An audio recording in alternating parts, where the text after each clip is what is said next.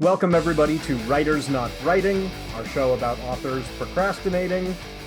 Thanks to Doug, who's going to make us all sound decent here. So this is a show where Doug and I interview writers and we learn about what is going on in the writing life outside of the writing itself. At the beginning of each show, we identify our secret word. You'll want to listen for this word, and as soon as you hear it, make a noise, do your thing. We're going to create that Pavlovian response so that when you get used to hearing the word, you make a fart noise or scream or whatever. And today's word is experience. So listen for the word experience. And now here's Writers Not Writing. Today's guest is Evan Morgan Williams. Evan Morgan Williams has published over 50 short stories in literary magazines, both famous and obscure. His first collection, Thorn, won the 2013 Chandra Prize at BKMK Press. The book went on to win a gold medal from the Independent Publishers Book Awards, the so-called IPPIs.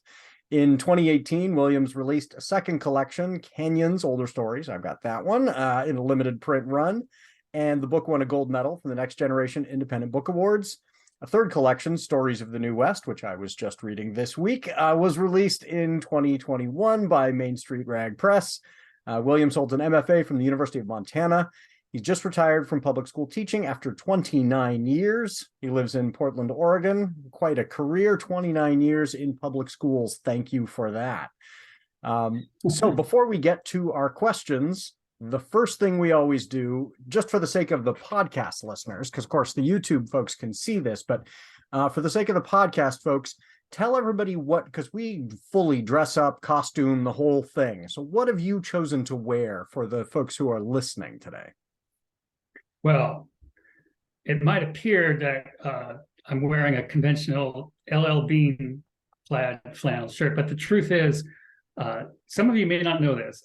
I am actually born the same year, the same month, and within just 24 hours of Brad Pitt. Brad Pitt and I are within 24 hours of the exact same age.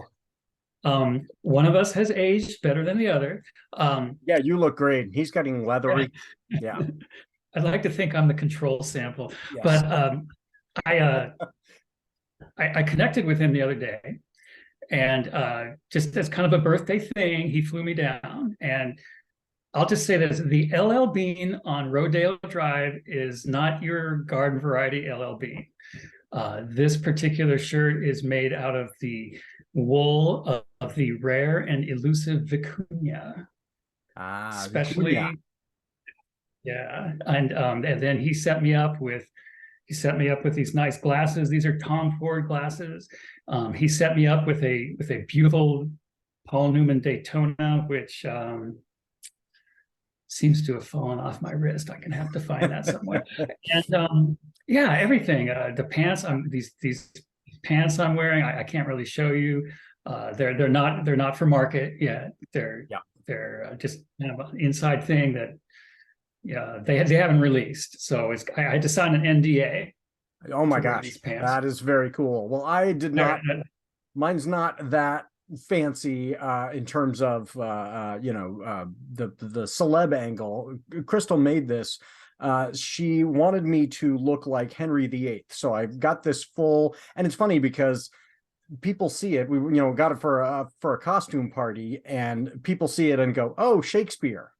And it's like, no, this is that portrait of Henry VIII. And so, as kind of a gag. So I'm in full Tudor gear today. And so and some of the parts are less comfortable than others. But that's the Henry VIII getup. So if you've seen that, those of you who are listening, if you've seen that portrait of Henry VIII, that's pretty much exactly what I look like, except he had hair on top of his head. So, I was going to say, I was picking up the Shakespeare vibe, but now that you laid out the Henry VIII, the Tudor, era.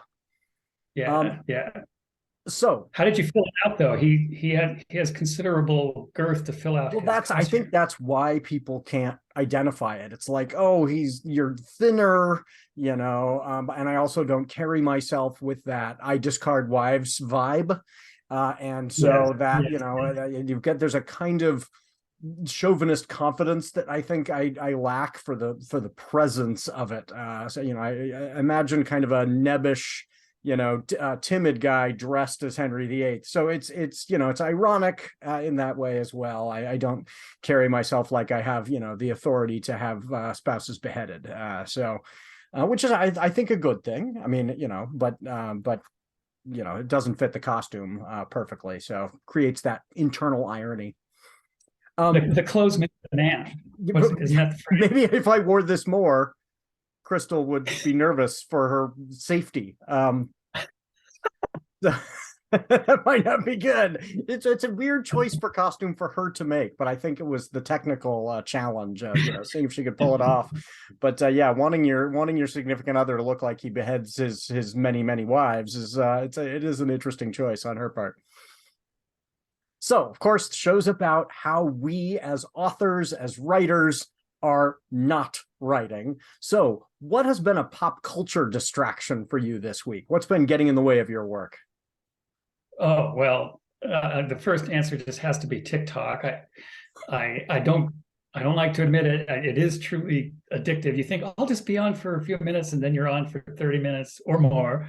Oh yeah. But I will say this: I like watching just small folks doing fun things. I like to watch the dancing, the athletics, all that kind of stuff.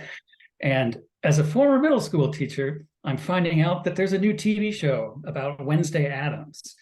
And completely, now I'm not I used to teach 8th grade, right? And so this would have been on my radar because I like to have pop culture. I could talk to the students about it. And now there's this show Wednesday, and I see all of these people on TikTok doing the Wednesday Addams dance. Apparently she goes to a prom or something and she dances. And so there's all these kids on TikTok doing the Wednesday Addams dance. And I would love to be able to talk to my students about that, except I don't have any more students. It reminds me back in the 90s when Buffy the Vampire Slayer was such a big show. And the was a big fan. Because the kids would watch it religiously.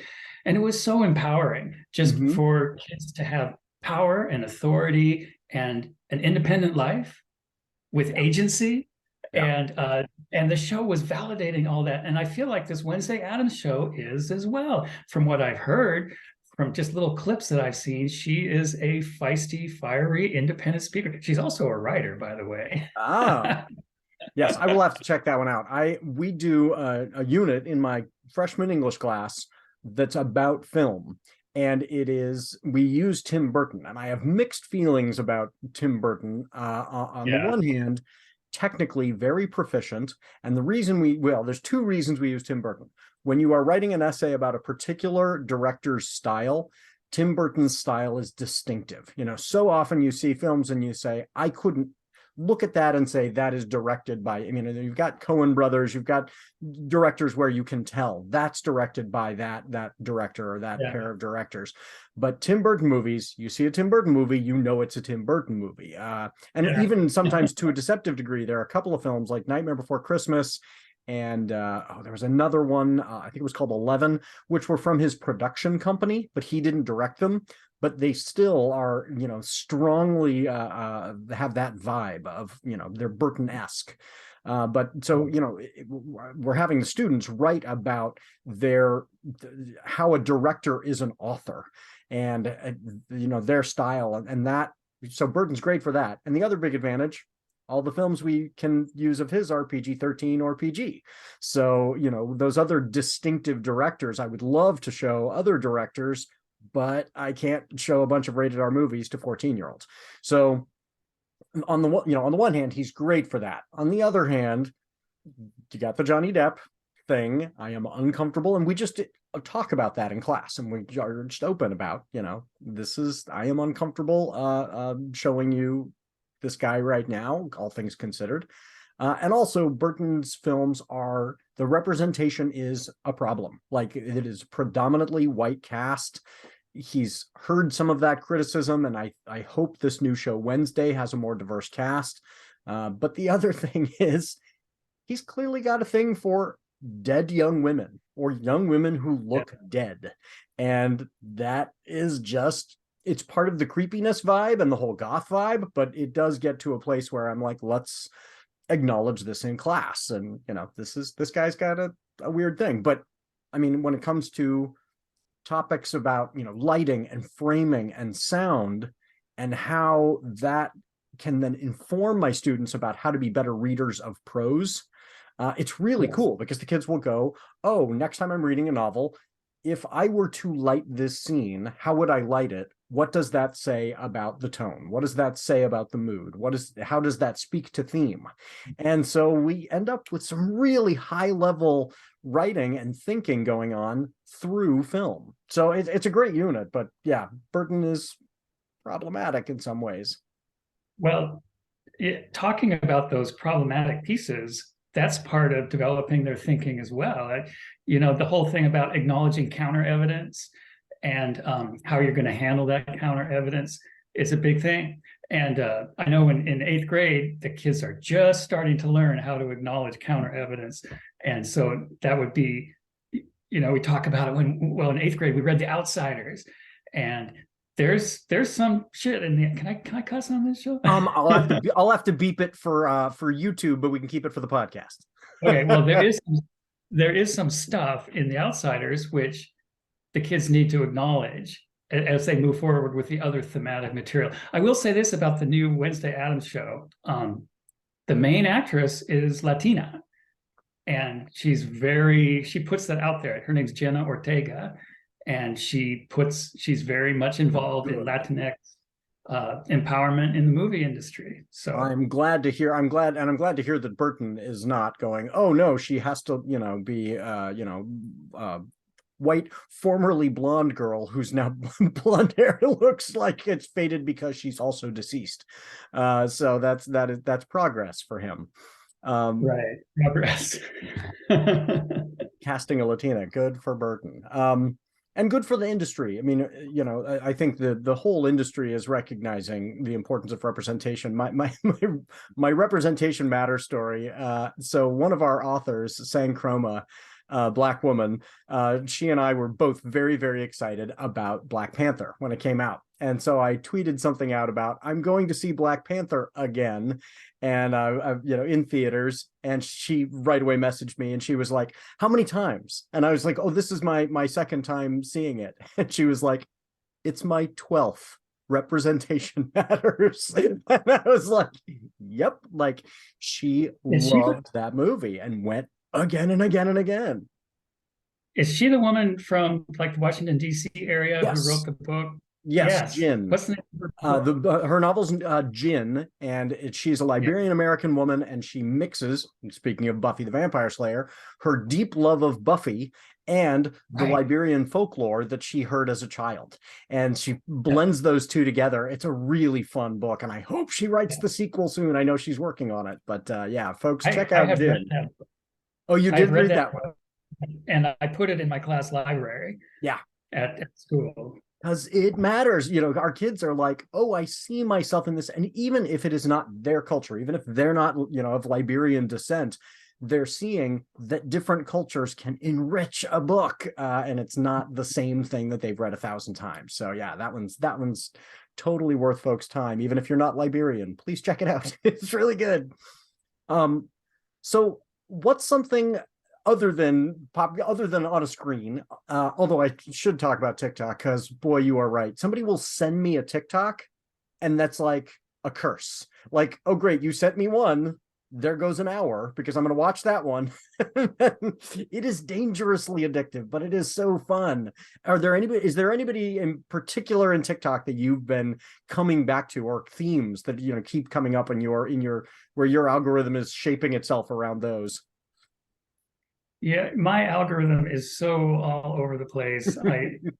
I just couldn't tell you. It's just crazy. Yeah, Crystal curates hers. She's very careful about, nope, this is not for me. This is not for me. This is not for me. And eventually it figures out. And hers is all queer people of color basically are the only people who eventually start showing up on her feed, and neurodivergent.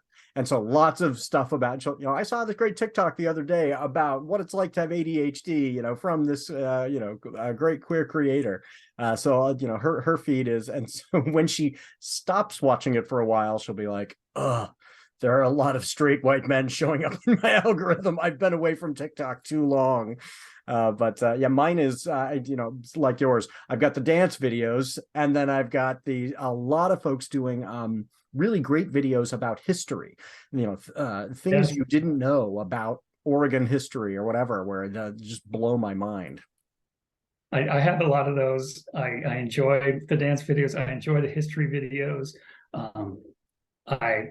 I have a black belt in Taekwondo, and so there's one or two Taekwondo folks that I follow. I follow, basically, if somebody is purporting to be an influencer, I pretty much won't follow them. Right. That's right.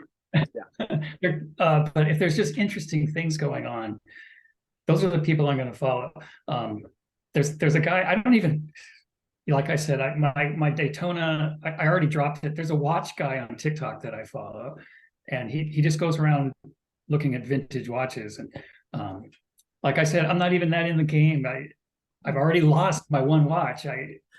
But it's somebody who has a passion for something other than themselves, like that. Those are the ones that I like the most too. And it's the way I feel about a lot of rap music too.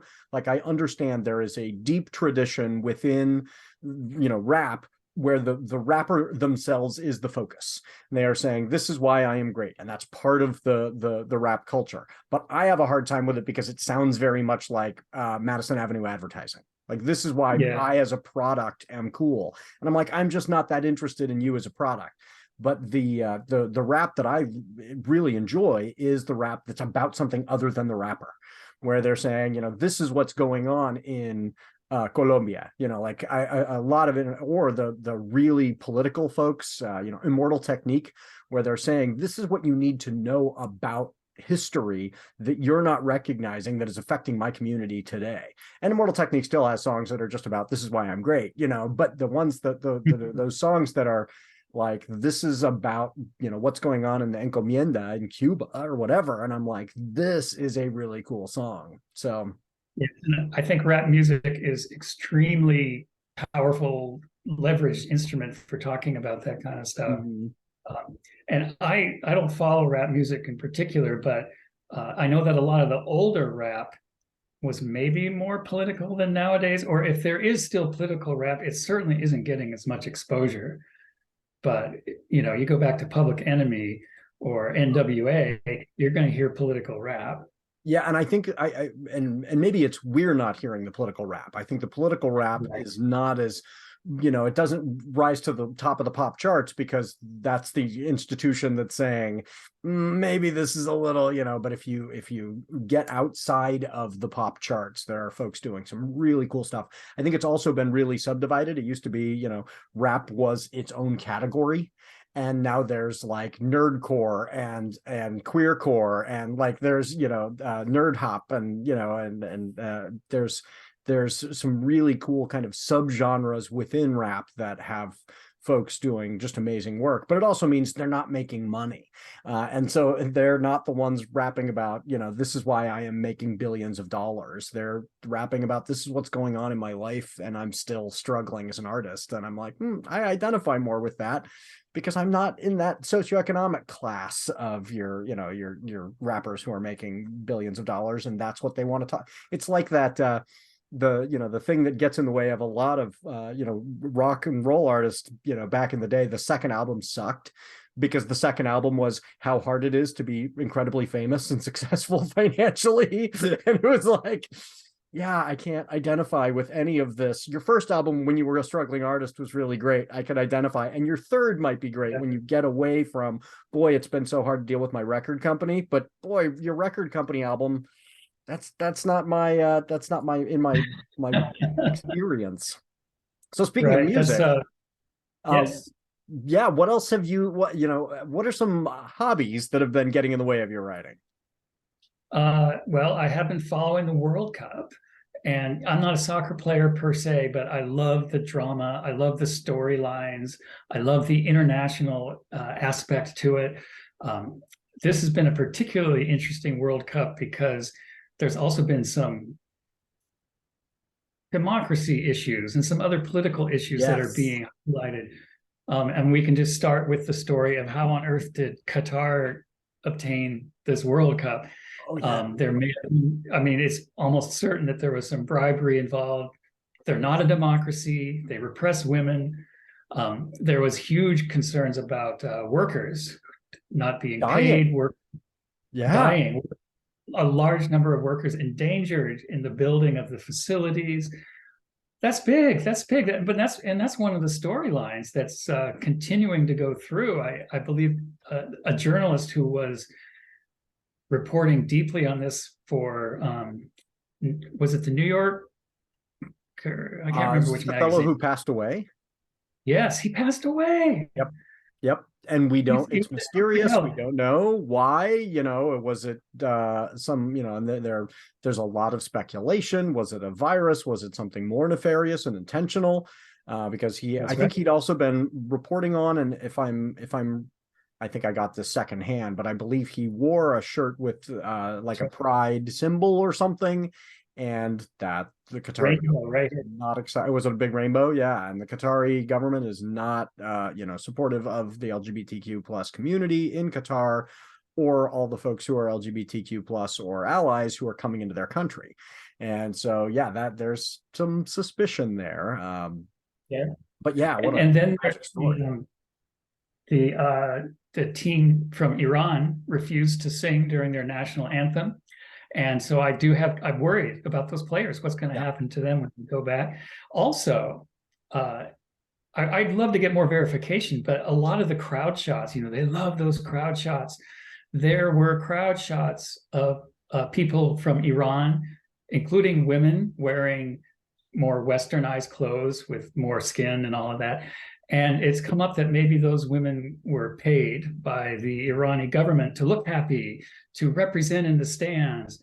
And these allegations, I don't know if there's enough verification. It's like those allegations when Trump supposedly pays local actors. people, Yes, yeah, on Craigslist to come appear at this rally. I mean, it's been alleged, but there's not a lot of verification of that. But this is also something that's now alleged that the Iranian government paid to have a positive representation of their fans. I find it So totally plausible. I mean, that's very believable. Authoritarians frequently put on a show, and whether that's Trump here or the Iranian government, there's a similar vein, and he's an admirer of autocrats, and that's one of the things they do is you put on a show that makes it look like, hey, I've got a lot more support than I really do. So I find that very, very believable, but at the same time, it is interesting that they would have Iranian women not in the hijab, and that's why.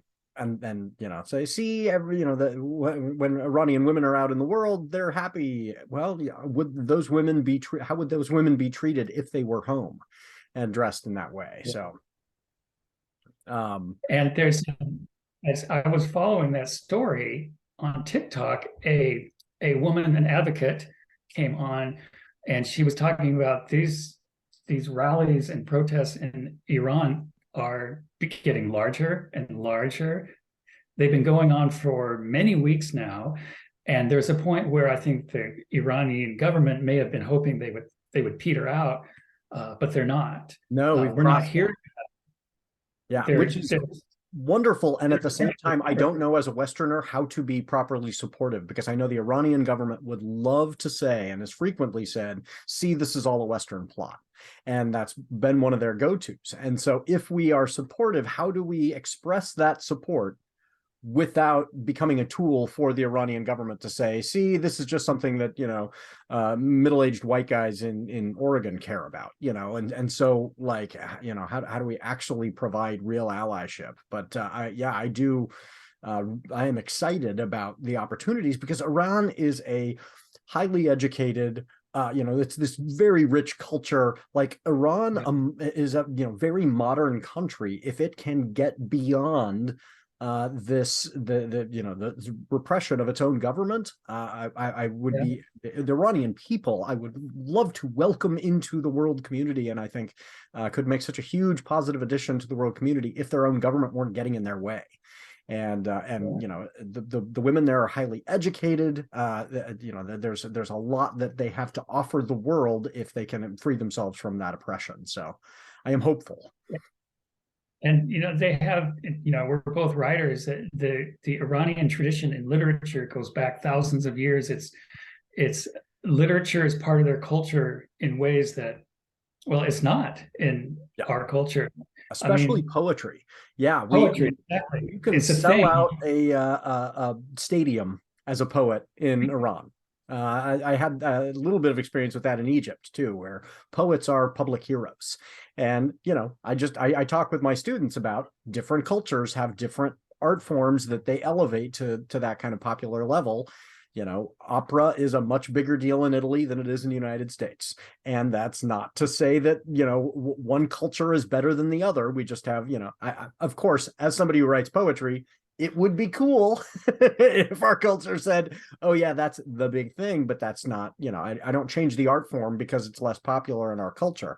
But that it is cool to see, people selling out stadiums as poets, and right. That embraced. And I would love to have more interaction with the poetry culture of some of those countries where it's still such a vibrant, I shouldn't say vibrant form. We do have poetry is ascendant in our culture, thanks to slam poetry, that kind of thing. So it's a good time for poetry in the United States, but we're not to those heights yet. We don't. Yeah, we're not at the point where you can walk down the street, random strangers ask them to recite poetry for you. Whereas in Iran, that's a thing people can do. And Russia too. I mean, people will be able to quote Pushkin to you. Like they memorize, they love Pushkin in Russia. It's another culture where I just think if we can, and not we, I shouldn't say that. The Russian people will have to free themselves from their autocrat. But I would love to see the Russian people toss Putin out and free themselves from the limitations that their autocracy places on their ability to interact with the broader cultural world. So hopefully. So speaking of art, what else have you been getting up to in terms of time outside of your writing time? I have been able to do more exercise, and that feels good because at my age, 58, there's some joint that's sore all the time. You feel as you get older, I mean, the exercise feels good. It feels emotionally good, mentally good, but it also, you just have to do the exercise just to maintain a baseline that you could have maintained without exercise when you were 30. So what is your exercise of choice? Well, I go running twice a week, which is as much as my knees can take. And then I have some free weights that I use around the house, not very rigorously. And then my son and I do Taekwondo. Yeah. And on a good week, we'll go twice a week to the Woodstock Community Center and mix it up with Taekwondo. Taekwondo is great for your knees. You might think it's really bad for your knees but all of the movements are fairly rote. All of the movements are built into muscle memory. So you're not twisting in an unexpected way. And so I feel like my knees are well lubricated. Yeah, I have thought about doing Tai Chi because it's that low impact, calming. It would be martial arts meets yoga for me, but I think that would be really a healthy choice to try and get into that, but it's finding the time. So I'm glad you're it's carving out the time. This is when I run, this is when I go, that's a good practice. The other thing I do is I do play the harmonica. I've been a harmonica player longer than I've been a writer. I've always been straining to find some sort of intersection between writing and harmonica playing, but I've never found it. In many ways, it's good to have different creative outlets that don't intersect because sometimes it's nice to have things that complement. and tap different parts of your brain. But part of me is looking for the connection because, when you're playing the blues, you're improvising. It's like speaking, it's like communicating. Also, this little thing does not deliver a lot of the sound. The sound is coming from your body. It's coming from your lungs, your mouth, your tongue, your teeth, your lips, which is like speaking, right? Isn't that what speaking is? And you articulate your tone just the same way you articulate words. You use your breath like you're using words. So part of me says there's got to be a way to connect. Yeah, I'm thinking about that too, because, part of the nature of it is you can't use the spoken word and the harmonica at the same time. And that's so right. they would have to reflect upon one upon the other outside of the same, they can't be contemporaneous. And that is not entirely a bad thing. You could write about playing the harmonica. You could play the harmonica informed by what you have learned as a writer in terms of theme, but you can't do them simultaneously. I went to a reading by Samuel Rojas Chua. He's a Eugene poet. And when he started the reading, he put this box on his podium, and the box, it was essentially a harmonica. It had a little bellows that pumped like an accordion, that it pumped in and out. It made a drone note, like for meditation. And he started his poetry reading by playing this drone note and then speaking over it. And then also Joy Harjo, the former poet laureate, yes, a saxophone player, she put saxophone into her poetry readings. And, we're talking about reed instruments, and the harmonica is a reed instrument. Here's my dream. Are you familiar with recipe poetry, where people write, it's a poem that's about food and cooking food. And it's usually like a beautiful, evocative poem, but it's also a working recipe. Like you can I will have to do some research. That's a cool, I am so incompetent in the kitchen that I will joke with my family that I am cooking when I'm making a charcuterie board, which is cheese and crackers on a plastic plate. That is the extent of my cooking ability, but I am an admirer. So I will check that. What is the poetry called? It's just called recipe poetry. I have a friend who who's extremely talented at recipe poetry. Her name's Nora Roberts, and she her poems are incredible. They're very sensual. They're love poems. But then if you really look at them, it's like, sounds like good. I think I could actually cook this. Yeah. Oh yeah. So what if there's for a harmonica? What if I wrote some directions how to play the harmonica? That was like a story, a poem, a flash piece, but it was also a working piece of directions. Well, and I think you could do some really cool stuff metaphorically within it, so that it was, how to play the harmonica, and it starts off and it seems like here's, rote instructions. And then when you start to get into, it's not just what note you're playing, it's how you're feeling. You could really do that could be a really cool poem. Yes. And I think that's the way that you bridge it, because you can't play it and, share your writing simultaneously without a bellows device, but you could let that experience inform your work, which I would love. So yeah, when you write that poem, I want to read it. I will. Okay. So we've got to take an ad break, and we don't have official sponsors yet, but I loved your idea for our ad break today. So this is and I haven't even mentioned Doug yet. So Doug, the producer, is going to be the one who is going to, polish this and take care of all the technical aspects. And so Doug, fire up the ad music here. This week, while we wait for our paying sponsors, our ad read comes from Robot Pizza, the drone delivery pizza company coming to your neighborhood soon. Just download the Robot Pizza app on the Android or Apple Store, plug in the order, and listen for the sound of whirring rotors, because that pizza will arrive on your doorstep in under 10 minutes or your order is free. Robot Pizza has fixed 95% of the glitches that caused those drone accidents you probably heard about, and really, as long as it gets to your house fast and hot, who cares if there's sometimes a little blood splatter on the outside of the box? And yes, the drones are watching everything in your neighborhood and communicating all of that information to corporations and civil authorities, but think of that as the ultimate neighborhood watch program. And the pizza itself, It might not be quite as good as Heat Lamp convenience store pizza, but you only have to walk from your couch to your front door. And if you integrate the app with your smart door, the drones can even bring the pizza right to the place you are seated now. Rotor blade injuries to your property, yourself, or household pets are the legal responsibility of the purchaser. So give Robot Pizza a whirl and get yourself a slice today. What do you think? Is that Doug? But you know, funny thing about that is while I was in Beverly Hills with Brad, I can refer to it first name basis, all that kind of stuff. We ordered a robot pizza. We were busy. And the most amazing thing about it, you know, the motor on these drones gets very hot, but the motor is below the rotors so that the rotor air pushes down on the motor. Its heat gets transferred to the pizza itself, keeping the pizza warm when it arrives. It was delicious. I give it 2. It was good pizza. It was good pizza. Okay, good. And delivered, you know, promptly. Yeah. Okay, so our next segment is haiku. So this idea came to us from one of our regular listeners and somebody who's been communicating with me via Twitter about the show. We used to do 5-word poetry.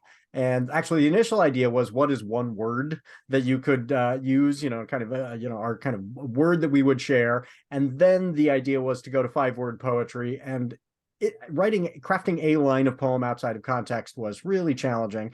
And so this reader, this listener of the show, and I will be sharing one of hers, said, why not haiku? Which is a great idea. Haiku is a wonderful form. It can be done very simply, or it can quickly. Sometimes you can knock out a haiku in no time, and yet it's an art form that can be really rich. So do you want to take it away and share a haiku first? Okay. I have a question first. Yes. And I just truly don't know. Does one contextualize the haiku before reading it? Or does one contextualize the haiku after one reads it? Because I know the great haiku masters often had like entire essays that went with their haiku. Yeah. I think either is legitimate, you know, so which way would you like to frame this one? I think I'll read the haiku first. Okay, go for it. Talking to someone, I don't hear the same words. Deaf. Are they listening? So what the context here is that I've experienced a great deal of hearing loss. And like in my left ear, I would even qualify as being legally deaf in my left ear. And I had a lot of raging tinnitus. I could barely even talk to Brad on our get together. However, so suffice to say, when I'm talking to someone, we are not hearing the same things. Yeah. I'm having a very different auditory experience. And so have you seen that movie, The Sound of Metal? No. That's about is he a drummer? Yeah, I should check that out. That movie captures my day-to-day reality in terms of hearing. But then I also, the last line is the pivot, because I think a lot of haiku pivots. And the last line is, maybe two people are not having the same hearing conversation because one of them's not listening. And how has this manifested? Because you're doing live events and selling books in giant crowded spaces. How has the hearing changed that experience? Oh, it's difficult. I did a book fair at the Oregon Historical Society. There was like 50 authors. They're all blurbing, talking their books. And it was extremely challenging for me to hear. I have to lean in, I have to do that kind of thing. And then I just did a little craft fair at the beautiful Selwood Community House. And there was a booth that was inflating animals with a helium tank. Every time they puffed up that animal, that sound would send my ears ringing. And which side were they on? They were on my right side, which is I can hear. I'm at about 70% hearing on my right side. I'm down to about 50% on my left. And so 50% means you can hear, I mean, that's what it sounds like. So it was a challenge. It just, you leave with your ears ringing. Well, and it would have been better for you probably if they'd been on the other side. They were taking up your good ear. Right. And then the other thing is, in terms of just being in crowds, like if it's a conference or a panel and someone asks a question in the audience, I can't hear the frickin' question. I cannot hear the question. And so I'm the obnoxious one raising my hand, asking the presenter, can you please repeat the question? The question. Well, that's a good thing. You know, when I moderate panels, I try and always make a point, because there's somebody in the room who could not hear the question. And if it's being videoed, it's not being picked up. And so then these panelists will give these great answers, and somebody in the audience is going, this is a mystery now. I'm trying to decipher what was the question that they are all answering. So yeah, that's just an important thing for folks out there to hear. If you are on that panel, repeat the question first. It sounds weird to, you know, to hear somebody just kind of compulsively repeat the question, but I think we have a little more experience of that as teachers. Like I try and make that a practice in class too. Oh, did you hear what Jasmine just said? That's a great question. Repeat it and then talk about it with the class. So I even did this thing with my students, because at the end of the day, when they put up the chairs, the cacophony, it was unbearable. It was truly painful. And so I trained the kids. We all pick up the chairs at the same time. We all turn them upside down, and then they hover over their desk. And then I say 1, 2, 3, and they all put the chairs down at once. And I got my ears plugged. Right. So there's just this one, boom, and instead of crash. And then there's the whole teamwork. They kind of get into it after a while. Yeah, so that is fun. Yeah, my classes are not that well organized.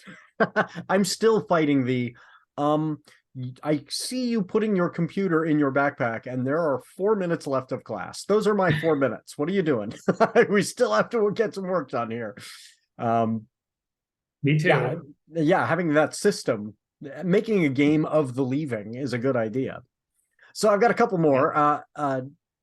Haikus that were contributed. Karen Eisenbray, who was our guest last week, contributed this one, and I will contextualize it in advance. So this relates to the novel of hers, the science fiction novel that we just signed, Ego and Endurance, which we talked about on last week's show, which re-envisions the Shackleton journey to Antarctica as a science fiction story heading to the asteroid belt beyond Mars.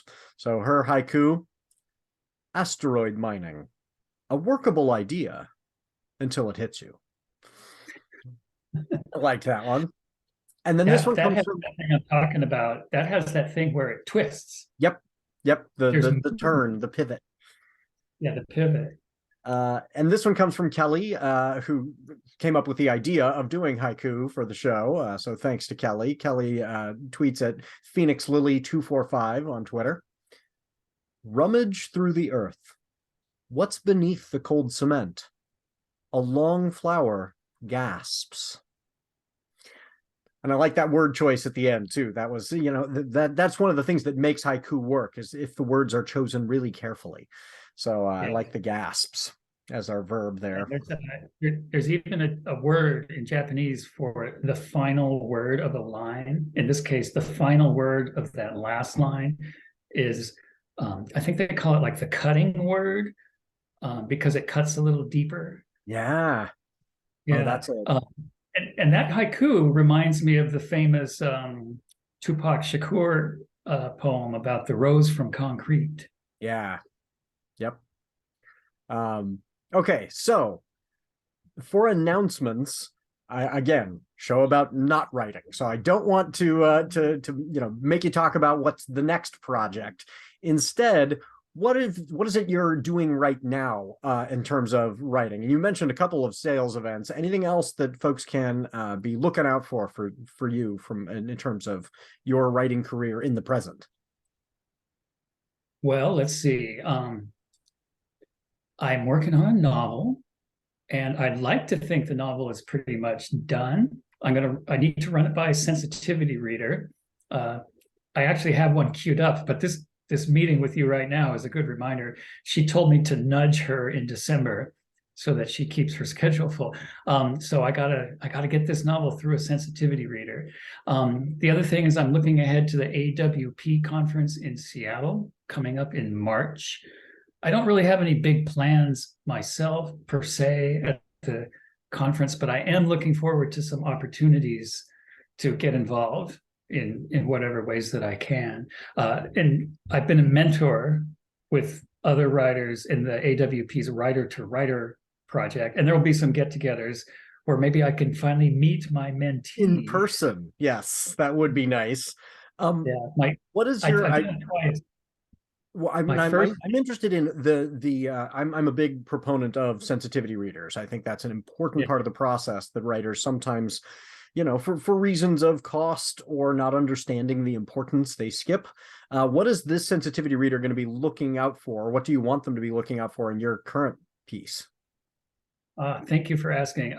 This book is, the main character is a Japanese American woman, third generation, circa 1980, which coincides quite a bit with my experience growing up. I grew up in Southeast Portland, Cleveland High School, a large number of Asian students at Cleveland High School in the early 80s, and quite a few were Japanese. And so I feel like I have some adjacent authority to write on this topic. However, that is categorically not the same as being within the culture. I mean, just to cite an example. Right. Not your lived experience. This is exactly why sensitivity readers are so vital. I've written a couple of novels where my main characters are, people of color. My main characters are women in most of my books.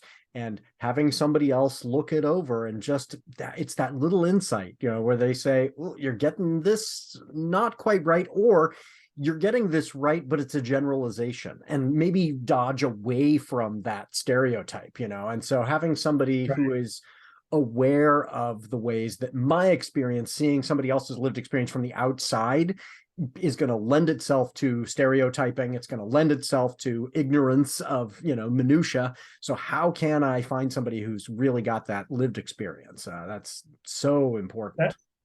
That's exactly what I'm looking for. And also the person that has offered to do this even offered to help with some of the dialogue, because the main character, she's an interpreter, and she's interpreting for a Japanese businessman. Do you remember back in the early 1980s when there was this huge xenophobia about Japan was going to take over the US? Everything. Yep.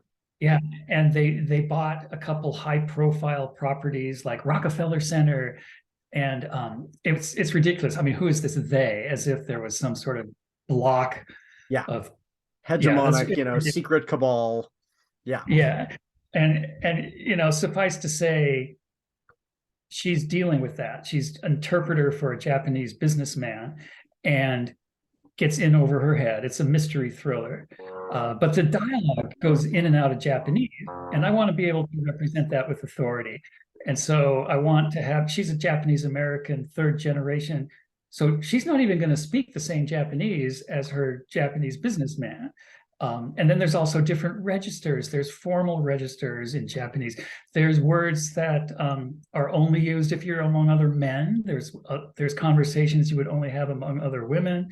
So there's all of these different layers to the conversation. And a lot of the book, it's not a lot of Japanese, but there are places where I'm going to go in and out. And I want to get that right as well. That was a really challenging thing for me in my last book. I wanted to make sure that somebody who only spoke English would not miss out on anything when I used a foreign language. And so there's this conversation between my protagonist and her grandmother only speaks Spanish. And so she would then have to reflect in the kind of the narrative voice on what is it her grandmother had just said, in such a way that it would translate it without feeling like she was translating, because that's boring for the reader. I don't want a reader who does speak Spanish to go, oh, it's translated each time. So it was, the grandmother would say something and then she would say, oh, I have wondered about X, in such a way that it was kind of blended. But that was a real writing challenge. And now we're getting into writing, and that's not the point of the show. But yeah, that I think that experience of working with a sensitivity reader is an important part of the writing process that isn't the writing, but that is, worth discussing and thinking about and advocating for to the show's listeners and viewers. If it is outside of your lived experience, get that input. That's so, especially when dealing with something, well, every culture is that complex. The complexity is what you miss if it's not your lived experience. And you say, oh, okay, the Japanese is this thing that I can pull up in Google Translate. No, it's not. You could live your entire life and not master a language. And all the cultural, registers that you were referring to, that's not something that you or I would just be aware of. Yeah, and the other thing in terms of you want your book to be better, you want the characters to be more real, you want the characters to be three-dimensional, and to the extent that they can bust out of stereotypes, even if the stereotype is based on some accurate pattern, if for them to be fully three-dimensional, they need to operate in ways that are authoritative and yet unpredictable, and so that they become fully lived people. And so to that extent, getting the sensitivity reader, it's not just checking off a box, although it is a step we should be doing. It's also about making, you can walk away with stronger characters when you're done. Yeah, it's a part of the craft. It really is. It's taking the craft seriously. And I think if folks are saying, I am resistant to this on, identity grounds, you're also damaging the work. In the same way you would research anything else, you need to research that to give the characters that complexity. I totally agree. Okay, so changing topics wildly, but we each week we have a weekly poll, and so we'll put this poll up. And last week's was about kinds of Christmas cookies, popular kinds of Christmas cookies. And we don't just ask folks for their feedback, we ask them for explanations. So, it's the multiple choice, certainly, but also the why. Why is that your Christmas cookie that you like? So let me pull up the results here, and we can, because I should have had this in front of me already, and I can tell you what the results were of our 4 options. So our 4 choices that we had were ginger snaps, sugar cookies, shortbread, and double chocolate crinkle, which are those, Karen and I couldn't even remember what they were called, but those chocolate ones with the white powdered sugar on top. And the overwhelming winner was shortbread. Maybe I shouldn't say overwhelming winner.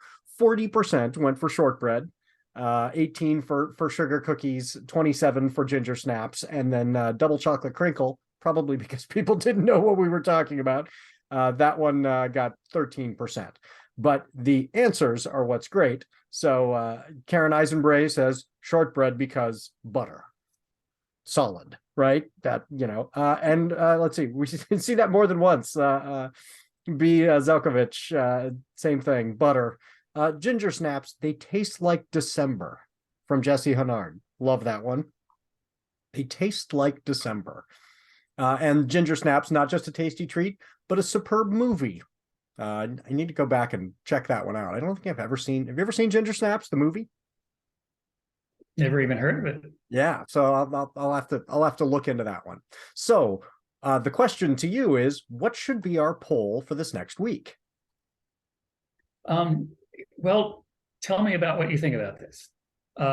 We know that since Elon Musk has taken over Twitter, I don't know about you, but when I see the trending topics, it's a lot more inflammatory stuff.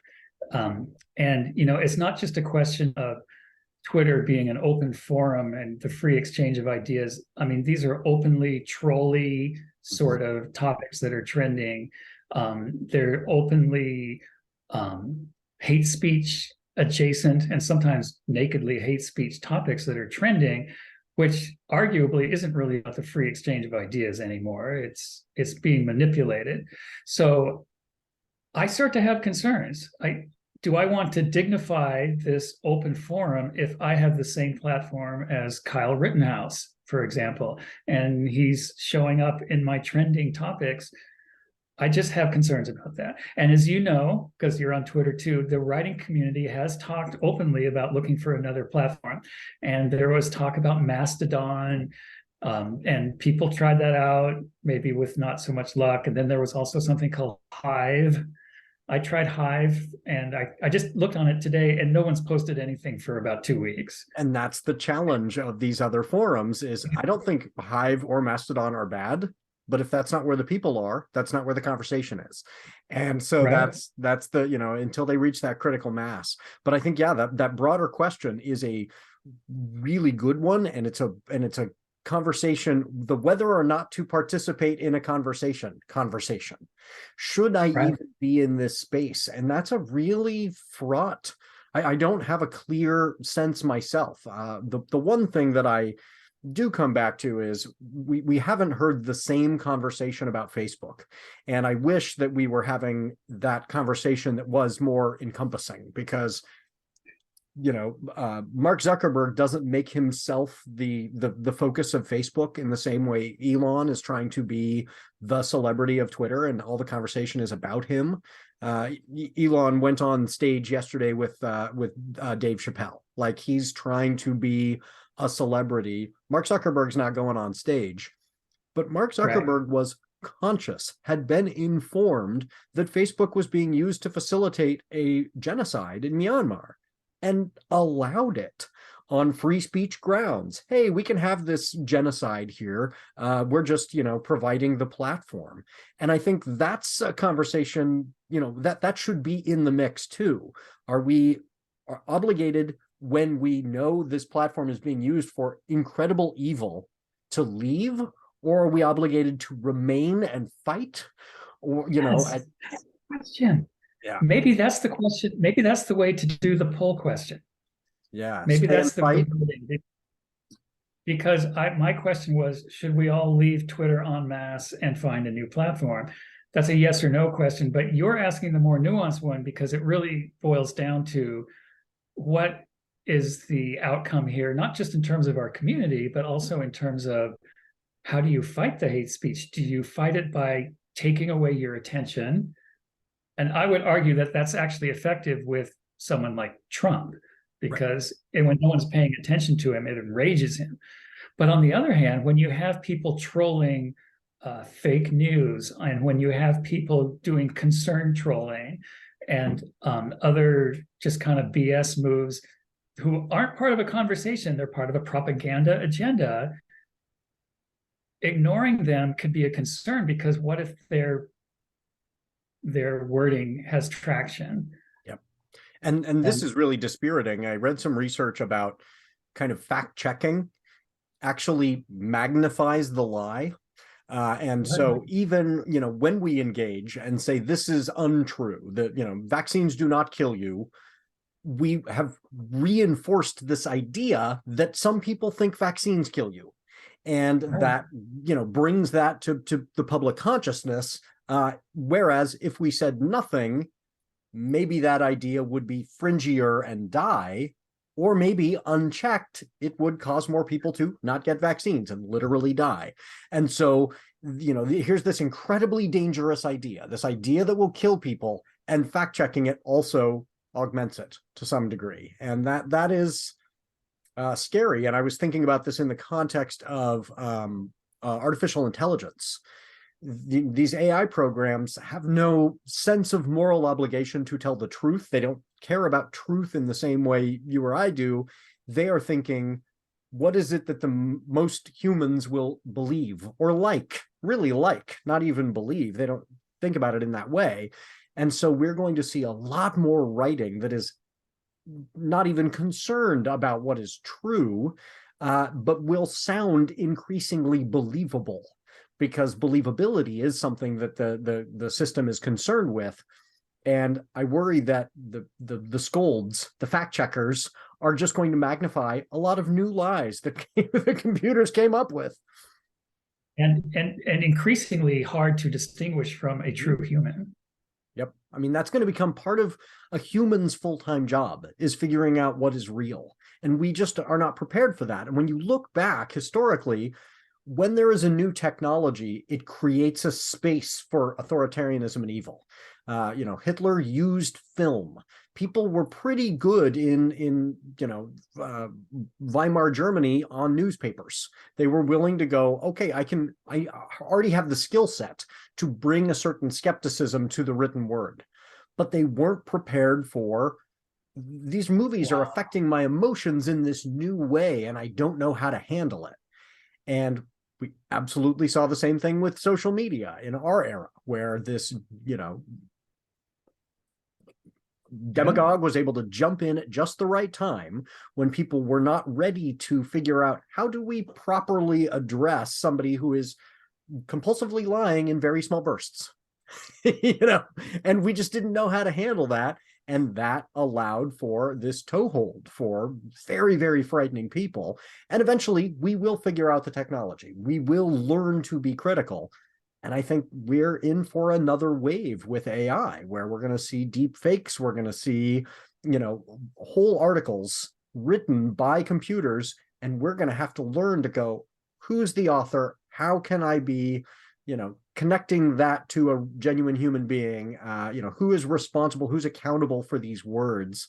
That's going to be a lot of work for people and we don't even have the skills for it yet. Yeah, no.